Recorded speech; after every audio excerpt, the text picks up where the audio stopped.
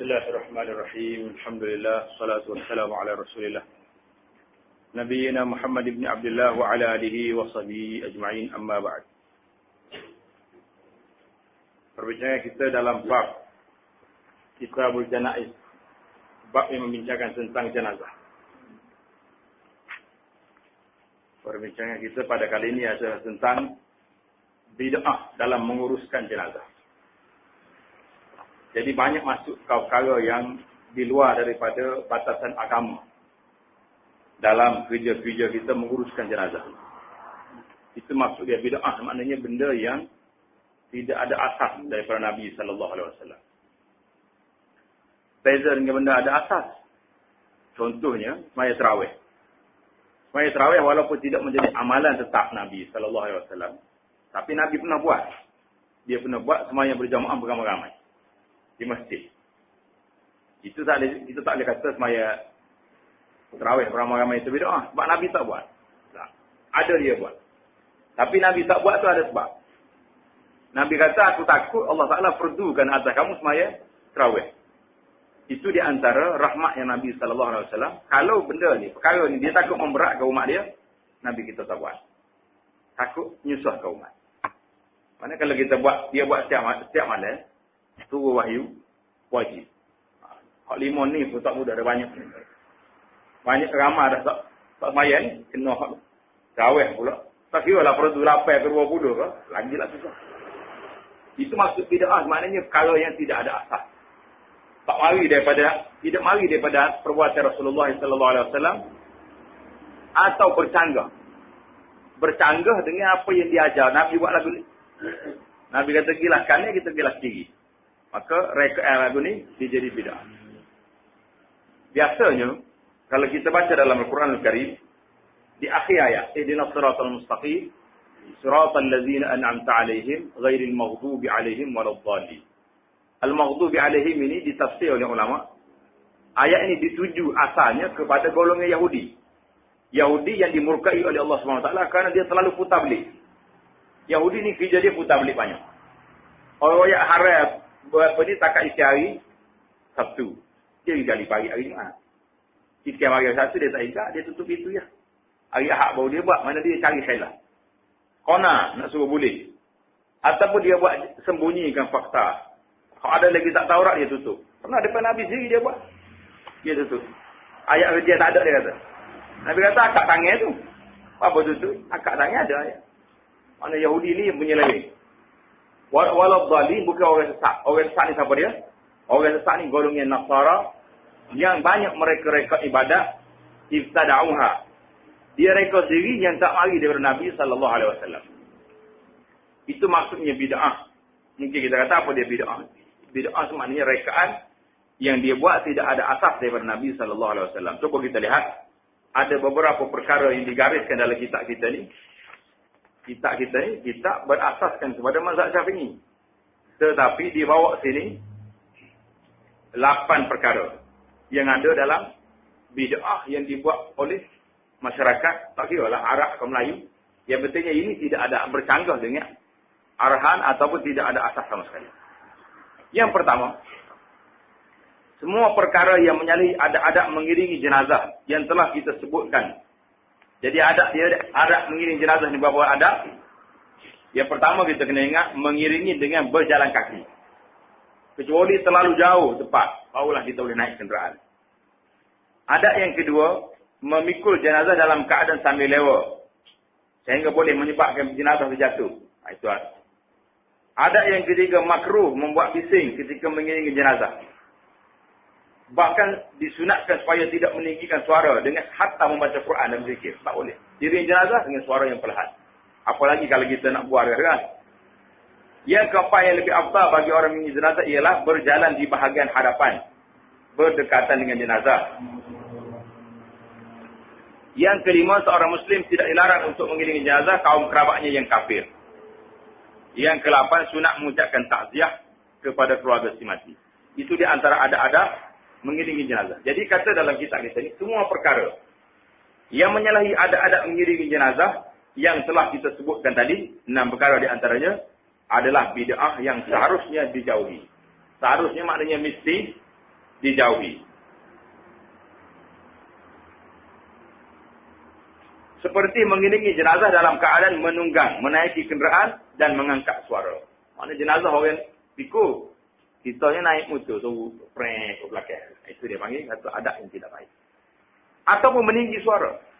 Ambil duduk raung bawa jenazah tu, suruh orang, tak dia sebut dalam kitab ini, baca Quran atau berzikir, tidak digalakkan. Kerana waktu itu waktu sedih, waktu orang berfikir, waktu wakar, waktu orang berfikir tentang kematian. Jangan pokoknya. Sama juga dengan perbuatan tengah muazzin bila duduk di antara dua khutbah. Duduk antara khutbah itu tempat makmum boleh berdoa pada waktu itu. Kerana waktu lain dia kena dengar khatib khutbah. Jadi bila muazzin ni ganggu baca selawat ataupun suruh orang kata astagfirullah, tak ada orang kata pun. Dia seorang ya, man yaqul astagfirullah. Jadi itu dia panggil gangguan kepada majlis yang sepatutnya kita biarkan orang yang nak berdoa pada waktu itu tempat dia. Jadi sama juga dengan kita buat bising waktu mengiringi jenazah, kerana ini menafikan suasana tenang yang sepatutnya diikuti jenazah ini dengan penuh rasa sedar dan keinsafan. Yang kedua, perkara bid'ah yang kedua membawa bunga-bungaan. Jambak-jambak bunga dan seumpamanya bersama jenazah. Jadi ramaklah. Letak bunga, ambil bunga letak atas jenazah. Kalau orang besar-besar mati, dia kena letaklah bunga. Macam dengan orang lain juga. Orang lain siap dengan bunga, siap dengan palu gendal lagi. Letak gambar lagi.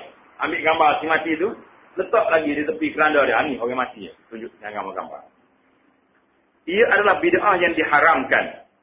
Yang telah menular, maknanya masuk di kalangan orang-orang Islam.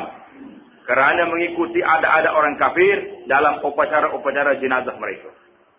Jadi orang Islam pun, dia tengok orang kafir ni, bubuh juga bunga. Ambil bunga, tak retek. Comel. Juga kerana perbuatan tersebut boleh mensia-siakan harta tanpa faedah dan memberi makna bermegah-megah dan berbangga-bangga. Ambil pingat-pingat pun letak atas tu. Ni, si mati ni boleh pingat ni lagi. Lagi kuat. Nak berbangga-bangga. Tak ada pingat dah hari tu. Kan akhir tunggu dalam adanya iman dan amal saleh yang dia bawa saja. Pingat tak ada siapa tanya lagi. Jadi tak usah dia bawa. Tak payah dia bawa. Tak payah tak bunga-bunga apa.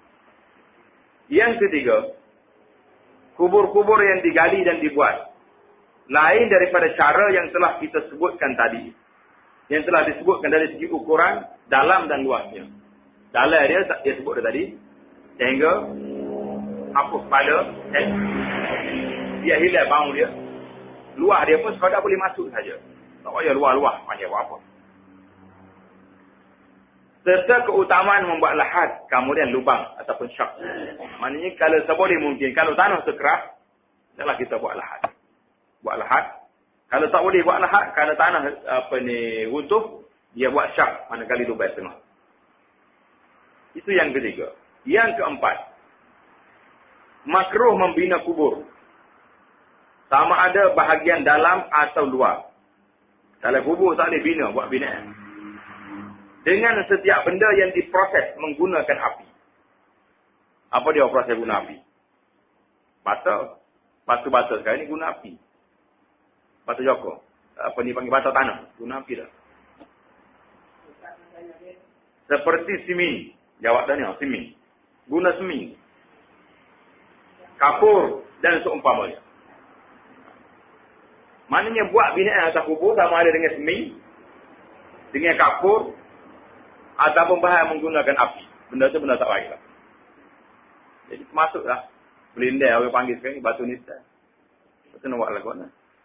Kena tanda dengan benda-benda lain yang tak boleh buat benda ni. Muslim, Imam Muslim maksudnya, telah meriwayatkan daripada Jabir bin Abdullah radhiyallahu taala anhu. Katanya, Naha Rasulullah sallallahu alaihi wasallam an yujassasa al-qabru. Naha Rasulullah sallallahu alaihi wasallam an yujassasa al-qabru wa huwa an yuda'a alaihi al-jass wa huwa ma yusamma bil jibsin. Maksudnya Rasulullah sallallahu alaihi wasallam melarang kubur daripada semi. Mana lagi Nabi kita lagi buat binaan kubur daripada semi. Macam kubur Cina. Buat pada semi. Jadi orang kita pun melarat juga orang Melayu. buat benda ni.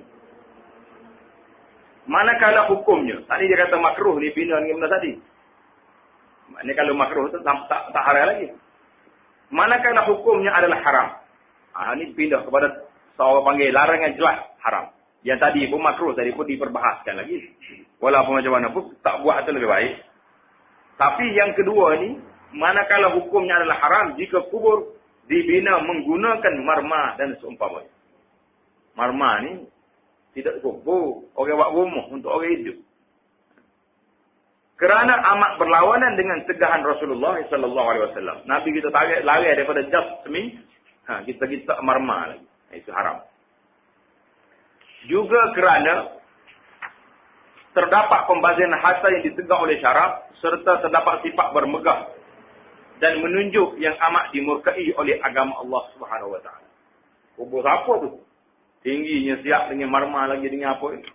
Jadi itu dia panggil larangan. Itu berlawan dengan apa yang dilarang oleh Nabi kita Muhammad sallallahu alaihi wasallam.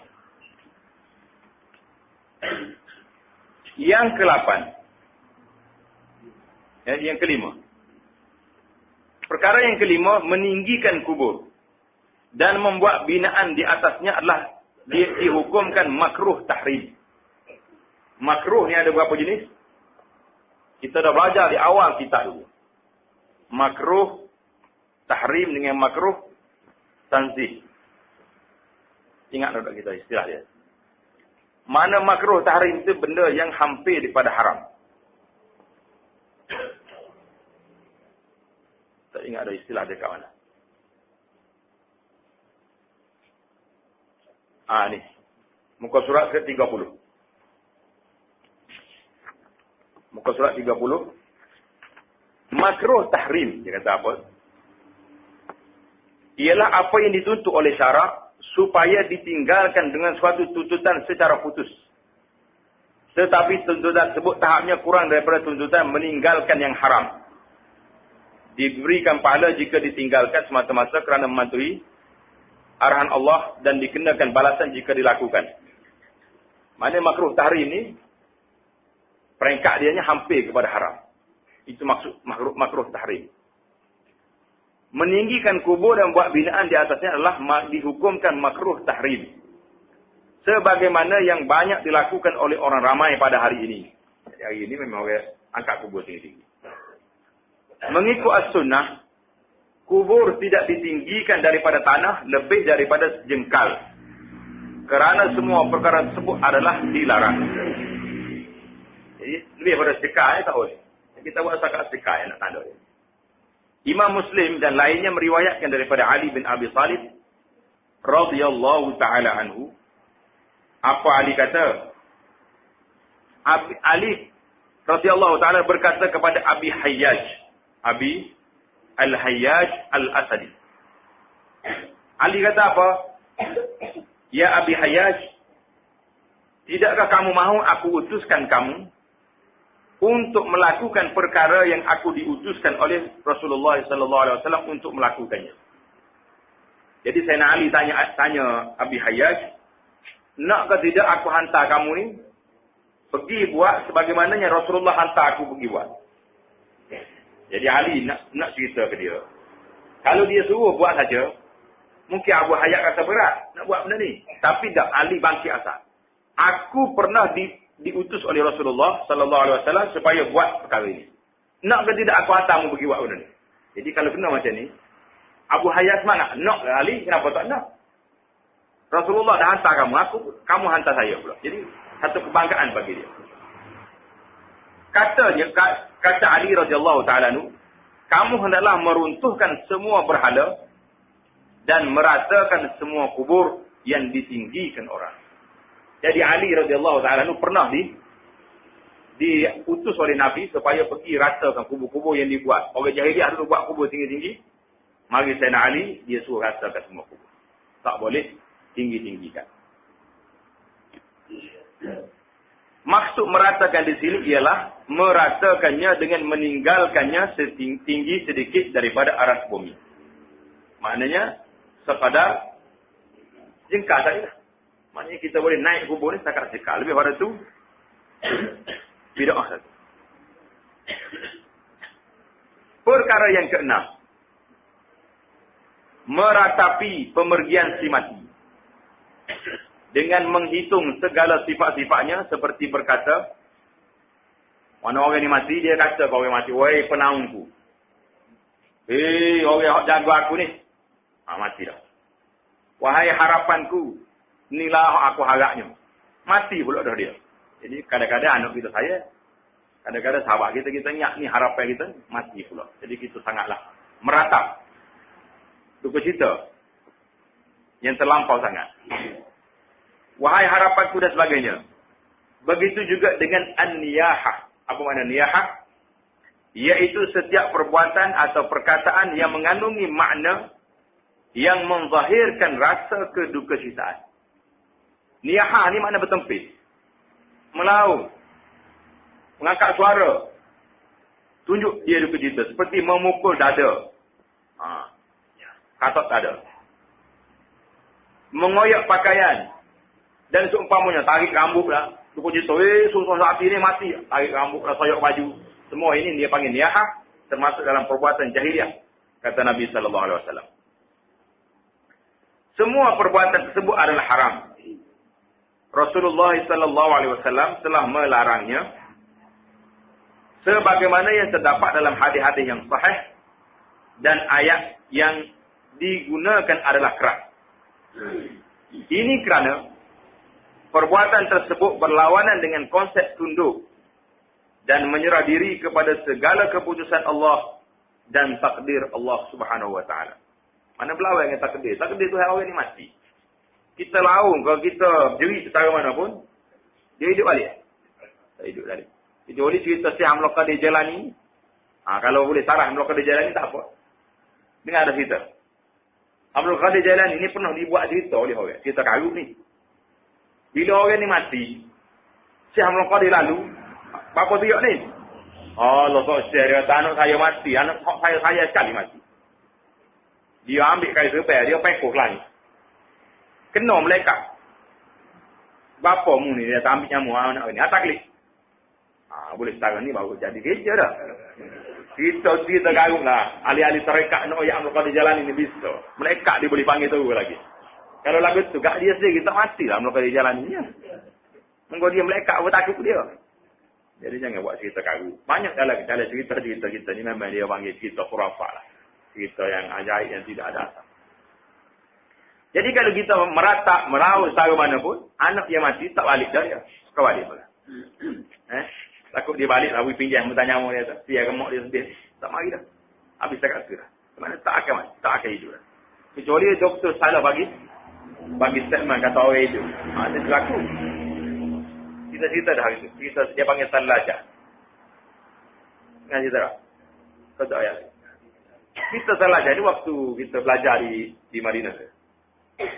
Ada seorang kawan tu dia kenal polis di Mekah ni. Orang panggil Salajah. Salajah ni bahasa Arab kata peti. Polis mana dia tu? Salajah. Salajah tu bawa peti. Peti sejuk. Dia pernah ada di warta. Doktor kata dia mati. Bila mati masuk dalam peti sejuk. Masuk dalam peti sejuk hidup balik. Kalau kena air batu kau ni hidup balik. Duk tenang kau itu. Lama-lama orang pergi buka. Tubik dia cokok hidup balik. Jadi orang pun panggil lah polis ni dengan nama Salajah. Polis peti sejuk sebab dia pernah masuk dalam peti sejuk. Peti mayat dah mati. Hidup dia. Ada juga lagi tu salah. Pastilah kalau orang mati ngejut ni doktor tak berani juga nak bagi power lalu. Kena tengok dulu boleh mati sebab apa. Kadang-kadang hidup gila. Jadi kita kembali pada takdir Allah SWT. Benda ni tak akan berlaku. Imam Muslim meriwayatkan daripada Abi Malik Al-Ash'ari radhiyallahu ta'ala anhu, Nabi SAW bersabda, An-na'ihatu iza lam tatub qabla mautiha tuqamu yawmal qiyamah wa 'alayha sirbarun min qatiran wa dir'un min jar. Berat ni arahan ni. Itu ni dia punya amaran ni. Perempuan yang meratap pergi pemergian si mati, menangis, soyok baju, tarik rambut ni kerana mati anak dia, suami dia sebagainya, jika tidak bertaubat sebelum kematiannya, akan dibangkitkan pada hari kiamat dengan memakai seluar daripada tar, minyak tahap panas, dan pakaian daripadanya kudis gatal. Allahu Akbar. Berat pelakon. Iaitu anggota badannya diselaputi dengan kudis dan gatal sebagaimana pakaian yang meliputi badan. Na'udzubillah lah benda ni berat. Al-Imam Al-Bukhari meriwayatkan daripada Abdullah bin Mas'ud radhiyallahu ta'ala anhu katanya. Rasulullah sallallahu alaihi wasallam bersabda, "Laisa minna man latama al-hudud wa syaqqa al-juyub wa da'a bi da'wal jahiliyah."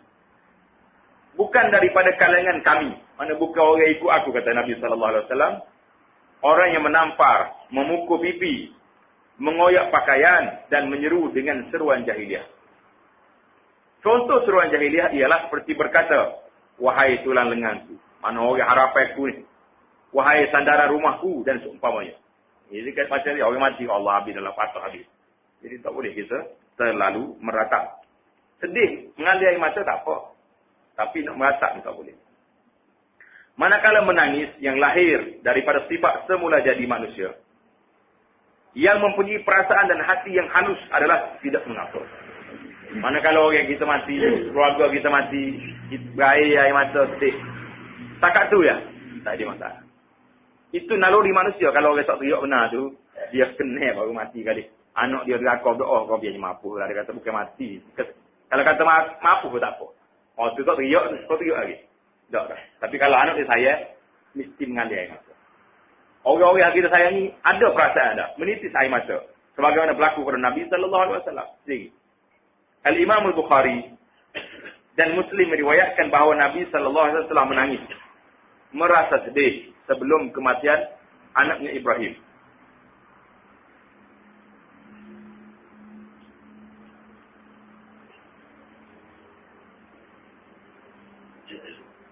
Jadi Nabi kita sedih. Anak dia tengah sakit.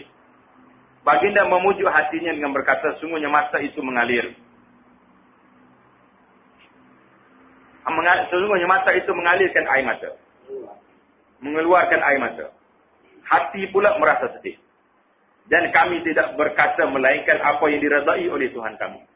Apa dia Tuhan yang reda kalau orang sakit, orang mati? Inna lillah wa inna ilaihi raji'un. Itu yang kita boleh kata. Hak lain, tak boleh. Sesungguhnya kami merasa sedih berpisah denganmu wahai Ibrahim. Jadi boleh kita kata sedihnya pisah dengan. Tapi setakat tu lah. Jangan kata oh ni lah. Tak ada lawan nak jaga aku dah tua nanti mati hari ni pula. Jadi seolah kita tak terima takdir Allah SWT. Tentukan orang ni mati. Macam mana nak buat? Imam Muslim rahimahullah meriwayatkan daripada Abi Hurairah radhiyallahu ta'ala anhu katanya, Nabi SAW telah menziarahi kubur ibunya. Lalu baginda menangis dan orang-orang di sekelilingnya turut menangis. Jadi banyak kali Nabi kita SAW bila dia pergi tengok sahabat dia mati, Nabi kita buka tengok dia akan kucuk dahi dan mengalir air mata Nabi SAW. Jadi Nabi kita sedih juga sahabat-sahabat dia mati. Maknanya sedih, mengalir air mata. Kematian ini tidak menjadi kesalahan. Yang salahnya mulut tu. Duduk melau, duduk meratap ataupun duduk koyok baju dan sebagainya, tarik rambut, itu yang kita salah. Perkara yang ketujuh, larangan yang ketujuh iaitulah keluarga si mati sibuk membuat makanan. Bila mati kan sibuk saja. Berapa puluh ekor daging, berapa puluh ekor ayam, berapa puluh daging nak masak. Dan menjemput orang ramai menikmatinya sebagaimana yang biasa berlaku pada zaman sekarang. Berlaku tak berlaku? Berlaku. Bila ada orang mati, kita sibuk lagi nak buat kenduri pula. Jadi benda ni bercanggah dengan apa yang disebut oleh Nabi sallallahu alaihi wasallam. Perbuatan tersebut adalah bid'ah yang berlawanan sama sekali dengan sunnah Rasulullah sallallahu alaihi wasallam. Jadi Nabi kita ajar lagu lain, masyarakat kita ni kalau tak buat benda ni, orang akan kecil pula kita. Apa dia? Mak dia mati, petani batak kisah dia. Tak bewa sikit apa. Jadi bukan masa dia situ. Waktu tu rumah bersedih. Sedih tak sedih dia orang mati. Kita nak tekan dia pula nak suruh buat jamuan lagi. Jadi ada lagi perkara-perkara yang menurut as-sunnah, sunnah Nabi SAW, perkara yang harus dilakukan ialah sebaliknya. Hak patut kita buatnya bukan pergi makan rumah orang mati. Sebaliknya. Sebaliknya maknanya orang ramai ni. Dia ada tangga ni. Pakat masak. Orang ni masak, orang ni masak. Rumah mati tengah ni, bawa makan lagi. Jamu orang mati. Jangan masak lah. Tengah hari ni kami masak. Malam kali orang jiran ni pula masak. Esok jiran pula orang makan ni. Ni tidak jiran mari tanya Malaysia nak jamu apa? Tanya menu pula. Kalau sedap motor sikit lain. Nah, kalau tidak alik sana orang panggil juga ngatik. Jadi kita duduk tunggu kau nak makan apa orang mati pula. Dia cari. Dia talik ni tak oleh ni. Hok nu duk main nasi kering tak lagi.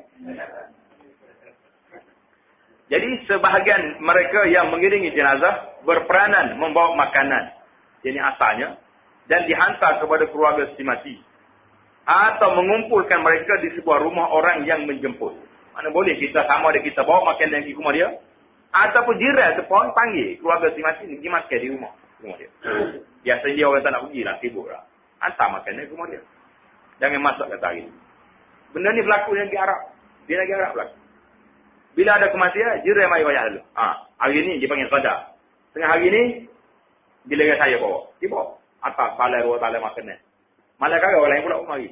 Jadi dia berlaku. Tapi tempat kita ni boleh jadi kalau berlaku penjara mungkin tidak berlaku. Orang lain bawa makanan kepada keluarga si mati. Jadi kita kena tukar lah format daripada yang tak betul ni kepada betul. Kalau betulnya orang lain tu bawa makanan kepada si mati bukan kita pergi tunggu atau yang masuk hari ni ada orang mati. Sebalik ni buat sana. Disunatkan supaya dibuat dengan banyak. Kira-kira mencukupi untuk sehari semalam bagi keluarga si mati. Buat baik. Tak baik pula apalah. Tak lagi pula esok. Ini berdasarkan peristiwa ketika Rasulullah SAW diberitahu tentang kematian Ja'far bin Abi Talib. Ja'far bin Abi Talib waktu dalam peperangan Mu'tah mati. Orang bagi tahu Ja'far mati. Ja'far Al-Tayyar. Dia kata cabut habis tangan dia tu. Yang akhirnya dia pergi teror dengan mulut dia. Tengoklah Allah Ta'ala bagi sayap pada dia dalam surga duduk terbang. Dia panggil Ja'far Al-Tayyar. Ja'far yang duduk terbang kerana habis anggota dia ni nyekerak dia orang kafir habis. Dia masih lagi pegang anggota senjata dia dengan mulut. Maknanya kuat dia punya perjuangan ni. Tengoklah dia gugur. Tengok dia mati. Jadi bila mari peristiwa Ja'far ni mati di Syam, orang bagi tahu kepada Rasulullah SAW bersabda, buatlah makanan untuk keluarga Ja'far. Nabi tak ajak orang pergi rumah Ja'far. Malam ni pergi rumah Ja'far lah kau ngatik. Nabi kata buat makanan hantar kepada keluarga Ja'far. Faqad atahum ma yushghiruhum. Sesungguhnya telah berlaku kepada mereka perkara yang menyibukkan mereka. Jadi, pakai hantar makanan belakang pergi ke rumah dia. Kerana keluarga dia dalam kesibukan sedih menerima kematian. Berita kematian Ja'far. Ja'far mati di Syam jauh. Haram menyediakan makanan untuk perempuan-perempuan yang meraung sesuatu kematian. Dan juga orang-orang yang seumpama mereka. Jadi kalau mari perempuan rumah kita ni, duduk mengatakan, Allah dia ni jauh lah ni. Apakah ada. Di masyarakat Arab ada. Orang-orang upah yang lagi ni ada. Mari rumah kita ni, duduk meratap. Duduk merau, duduk penduduk sebut kebaikan si mati ni. Maka upah lah ni. Atau yang seumpama mereka. Orang apa jenis siapa pun, mari duduk mengatakan rumah kita ni, jangan jamu dia, haram. Perbuatan tersebut termasuk dalam membantu melakukan maksiat dan menggalakkan penerusan perbuatan tersebut. Di antara bid'ah yang dilakukan oleh keluarga si mati ialah menjemput orang ramai untuk makan. Ini kena kita dah. Hari ni kita bincang, nak buat kita lain. Mana lepas buat yang tahu dah ni, letihlah sikit. Selama ni kita tak tahu. Kita ni, tidak kita mari lain, kita fiqh mazhab Syafi'i.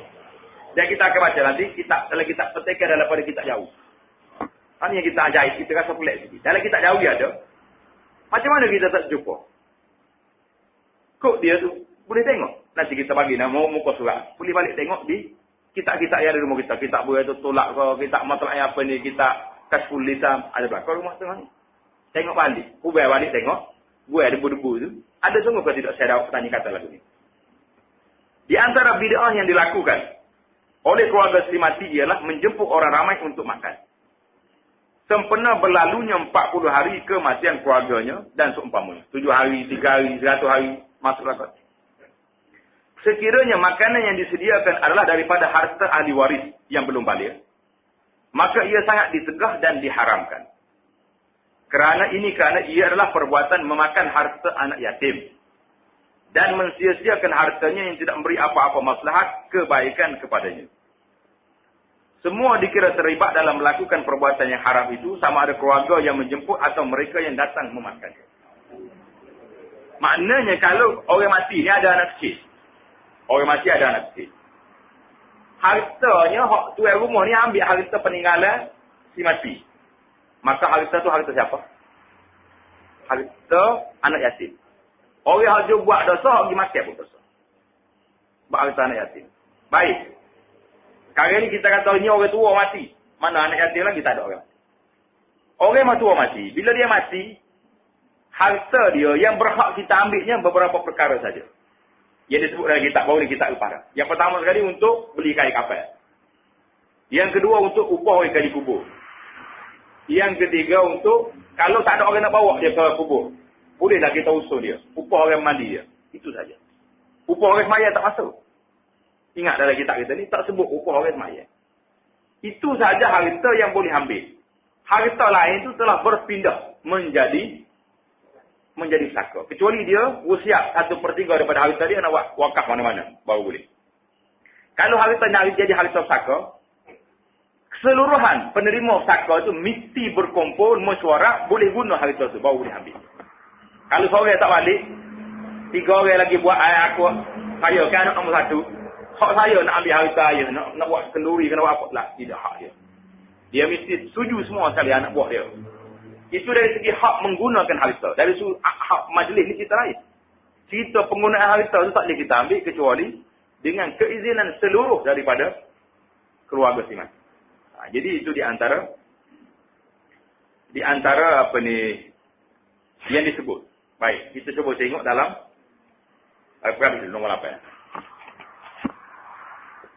Yang ke-8 di antara bentuk bid'ah juga ialah membaca Al-Quran di majlis-majlis rasmi sebagai takziah kepada keluarga si mati. Bila nak pergi takziah kepada rumah orang mati, pakat dia baca Quran dia. Kalau anak dibawa tukar lagu, kita sini tak dibaca tukar lagu, dibaca Yasin. Sebagaimana yang berlaku pada hari ini. Sesungguhnya ucapan takziah yang disunatkan untuk keluarga si mati ialah dalam tempoh 3 hari daripada tarikh kematian, sebagaimana sepakat di kalangan ulama yang kita telah baca baru ini. Bagaimana lafaz takziah.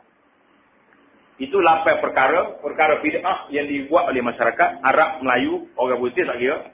Yang pentingnya dia ni tidak ada asas dalam syariat, tidak dibenarkan.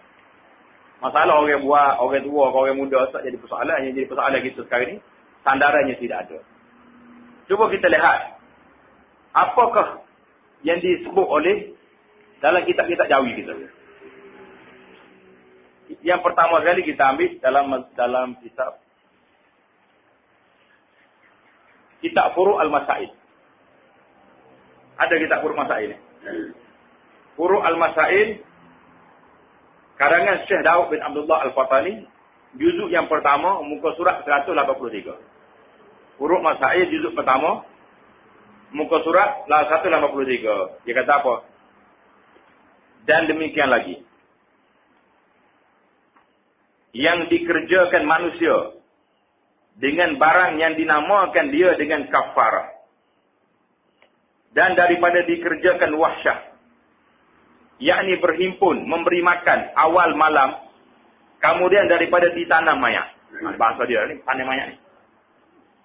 Dan 7 harinya, dan 20, dan 40, dan umpamanya. Jadi 7 hari 40 berapa ini? Yang demikian itu kata Syekh Daud Tani. Kata siapa? Syekh Daud Tani. Dalam kitab Furu' Al-Masail, yang demikian itu haramkah atau makruh atau harus? Itu soalan dulu. Maka dijawabnya, maka adalah segala yang tersebut makruh yang dicela pada syarak. Makruh yang dicela pada syarak. Maknanya cela ni benda tak baik. Kerana tegak pada syarak, kata Syekh Ibn Hajar Al-Haytami, fuqaha seorang fiqh sah dalam mazhab Syafi'i, tiada sah wasiat. Mana kalau orang wasiat, aku mati wasiat kena buat makan sampai 40 hari. Kata Ibn Hajar tak sah wasiat. Wasiat dia tidak sah. Itu satu kitab. Kita ambil pula kitab yang kedua adalah kitab Sabil Al-Muhtadi. Sabila ni orang panggil kitab Sabila. Orang Melayu kan panggil. Kalau kita ngaji di Balasur dengan Tugu, dia panggil kitab Sabila. Kata Syekh Abdullah Muhammad bin Abdullah Al-Banjari rahimahullah ta'ala dalam kitab Sabil Al-Muhtadi, tanda dia juzuk yang kedua halaman 83. Juzuk yang kedua halaman 83. Kata dia apa? Dalam situ Sabilah kata. Dan makruh lagi bid'ah bagi yang kematian memperbuat makanan yang diserukannya manusia atas memakan dia. Makruh lagi bid'ah bagi yang kematian memperbuat makanan yang diserukannya manusia atas memakan dia. Dahulu daripada menanam dia dan kemudian daripadanya. Sama ada 10 tanam mayat atau kemudian daripada tanam mayat. Seperti yang telah teradat dalam masyarakat. Dan demikian lagi makruh lagi bid'ah bagi segala mereka yang diserunya perkenankan seruan. Orang itu buat bid'ah dah, kalau kita pergi juga pun bid'ah juga. Mana kalau panggil tak pergi faham itu, ada sebab dalam surah. Ada nas dalam kita. Kitab yang ketiga. Daripada kitab Kashful Lisan. Kitab nama dia Kashful Lisan. Tulisan siapa dia Kashful Lisan? Gaji dengan belakang ni. Kalau ngaji lama-lama. Tak dengar kan? Kashful Lisan ni. Dia kata apa? Mana nas dia? Nas ataupun teks asalnya berbunyi. Barang dikerjakan oleh ahli mayat. Daripada mempersembahkan makanan dan perhimpunan manusia atas dahulu daripada tanah mayat. Dan kemudian lagi dikerjakan oleh manusia dengan barang yang dinamakan dengan kafarah dan daripada dikerjakan wahsyah. Yakni berhimpun, memberi makan awal malam. Kemudian daripada di tanah mayat dan 7 hari dan 20 hari dan 40 hari dan umpamanya. Yang demikian itu diperbuat oleh kebanyakan orang itu. Maka adalah segala yang tersebut itu makruh yang dicela oleh syarak lagi disegah akan dia. Kashful Lisan, juzuk yang pertama, muka surat 85. Kashful Lisan, juzuk yang pertama, muka surat 85. Yang terakhir sekali, daripada kitab Bughyatul Tulab. Kitab Bughyah ni, karangan Syekh Daud Abdullah Al-Fatani juga, juzuk yang kedua, muka surat 33. Daripada Bughyatul Tulab, Syekh Daud kata apa pula? Rahimahullah Ta'ala. Syekh Daud Fatani ni, orang hebat. Hebat. Pelik cerita-cerita dia ajaib. Dan lepas semaya dia marah sungguh. Marah ke rakyat, marah ke kerajaan. Dia yang terakhir sekali, dia dalam kitab, di akhir kitab Muniatul Musalli itu, dia huraikan masalah raja, pemerintahan yang adil. Kalau pemerintah tak adil, marah selalu dia. Jadi kata Syekh Daud dalam kitab Bughyatul Tulab ni, rahimahullah Ta'ala kata, dan sunat bagi jiran keluarga mayat dan orang yang berkenalan dengan keluarganya, jikalau bukan jirannya sekalipun, dan segala kerabatnya yang jauh, membawa makan makanan akan orang yang kematian, yang mengenyangkan mereka itu pada hari dan malamnya, serta menyungguh-nyungguh akan mereka itu suruh memakan, kerana mereka itu terkadang meninggal akan memakan sebab sangat terkejut hati mereka. Jadi bukan cakap bawa makanan yang bagi dia. Kena suruh lagi makan. Kerana keluarga si mati ni boleh jadi terkejut tak mau makan, kita kena pujuk lagi. Daya dia suruh makan lagi. Ini kata Syekh Daud. Dan makruh lagi bid'ah bagi orang yang kematian memperbuat makanan, menserukan, yakni menyerukan segala manusia atas memakan dia. Sama ada dahulu daripada menanam dia dan kemudian daripadanya, seperti yang telah diadatkan kebiasaan manusia. Demikian lagi makruh lagi bid'ah bagi segala orang yang diserukan dia memperkenankan seruan. Jadi orang yang terima seruan apa, kalau dikira bid'ah juga. Dan setengah daripada yang qabihah. Qabihah maknanya keji. Lagi makruh mengerjakan dia barang yang dikerjakan kebiasaan manusia, barang dimakan dengan kafarah dan wahsyah dan 7 hari dan 40 dan umpamanya yang demikian itu. Jadi adapun asal sunnah mensediakan makanan itu daripada barang yang dahulunya bagi bawa kepada orang mati itu, iaitu hadis peristiwa Ja'far bin Abi Talib yang telah disebut oleh ulama. Jadi kitab ni boleh kalau kita nak dapat dia dalam majalah pengasuh. Ni mudah nak cari. Nak cari kitab lama-lama ni payah. Tulis itu majalah pengasuh yang diterbit oleh Majlis Agama Islam Kelantan, bilangan 587. Senang sekali kita cari tu email. Sebab pengasuh di atas tiap masjid. Setiap masjid, setiap orang imam ada bilangan pengasuh, muka surat dia, bilangan 587. Jadi, itulah di antara perbahasan yang disebut oleh alim ulama kita tentang betapa adat yang kita buat hari ini bercanggah dengan syariat Islam. Kalau sepatutnya kita buatnya, iaitulah kita bawa makanan kepada keluarga si mati, bukan menunggu orang mati menyediakan makanan kepada orang yang datang. Jadi itu di antara persoalan yang ada. Ada soalan tadi? Tadi ada soalan tadi? Ya, salah.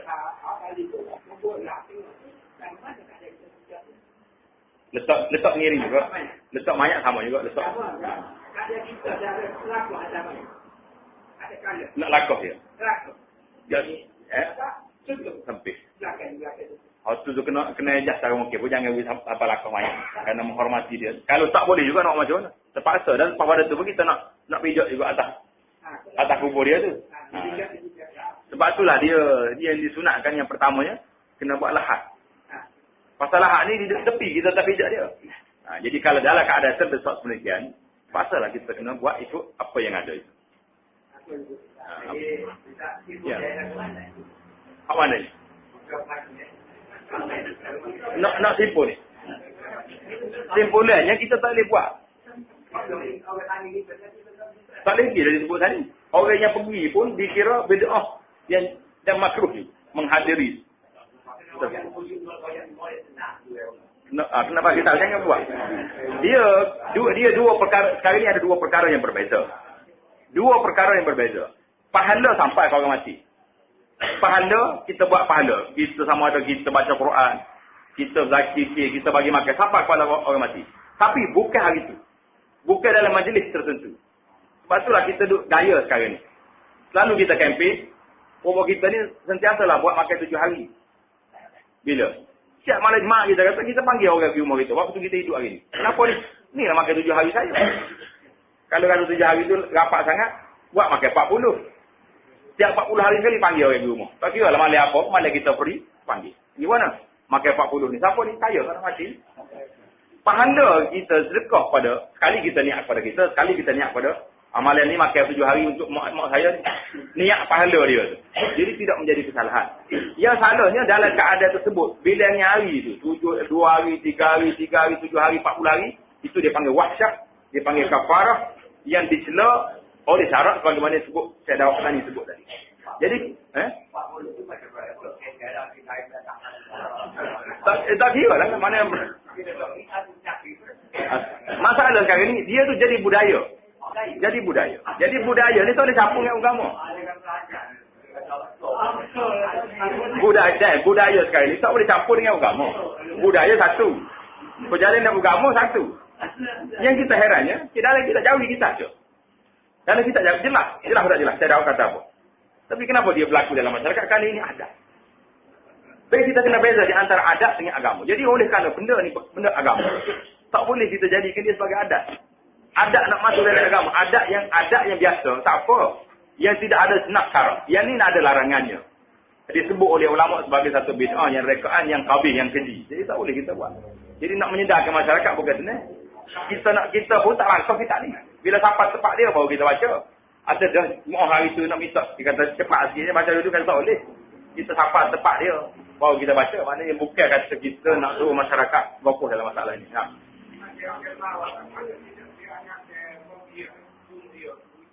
Orang melawat. Orang melawat dia tak boleh ke mayat dah, mayat mati dah. Dia bagi keluarga pada keluarga dia. Jadi berjawab saat ni tu adat dia tu tak boleh kita buat jamuan masa tu. Tak boleh. Tak boleh. Kalau nak juga sedekah dengan duit tadi, kita buku-buku nanti senyap-senyap kita tak dibalas. Dia kata ni ambil sedekah.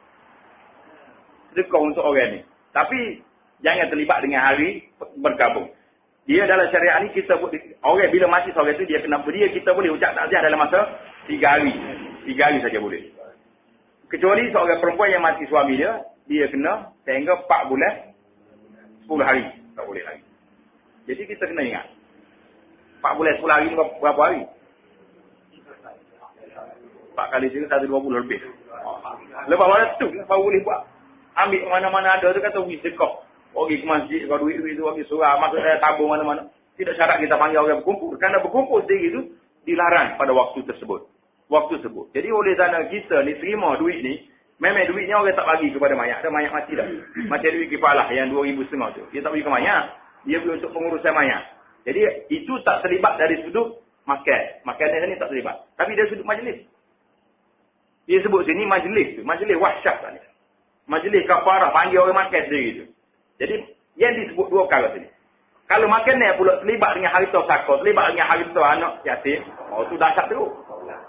Alladzina yakuluna amwal yatama zulman. Makan harta anak yatim pula lagi dahsyat.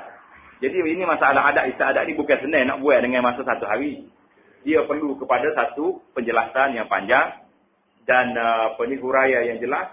Sehingga orang boleh terima bahawa si benda ni tidak baik. Tak ada dalam undang-undang syariat, itu kita buat. Ini siapa pekat nak pergi berhutang lagi, nak pergi masa kena menjadi duit lagi. Kerana nak buat juga. Nak beli kain batik lagi, nak beli sedekah dia susah. Kadang-kadang dia keluarga ni min afsari ibadillah. Orang yang paling susah dalam kampung ni pun. Nak bagi juga kepada orang lagi. Kenapa? Takut orang kata tu saya gemuk dia. Gemuk dia tinggal harta banyak tu. Bukit lagi, tanah dia lagi. Alah, mengatik pun tak. Takut orang kata. Takut orang kata. Bukan buat kerana Tuhan. Ini masalah gitu. Kadang-kadang bila kita berjaya buka rahsia ni. Kenapa buat? Buat ni terpaksa setengah. Orang kaya-kaya sungguh. Walau macam mana pun ada istiadat itu perlu diperbincangkan. Orang yang dapat kesedaran dia boleh mampu dapat tinggal benda itu lebih baiklah. Kerana kita kata ini satu perkara ya saya dah kata bid'ah yang qabihah yang dicela oleh syara. Wallahu taala alam. Wa sallallahu wasallam wa baraka ala Muhammad wa ala alihi wa sahbihi ajma'in. Walhamdulillahirabbil alamin.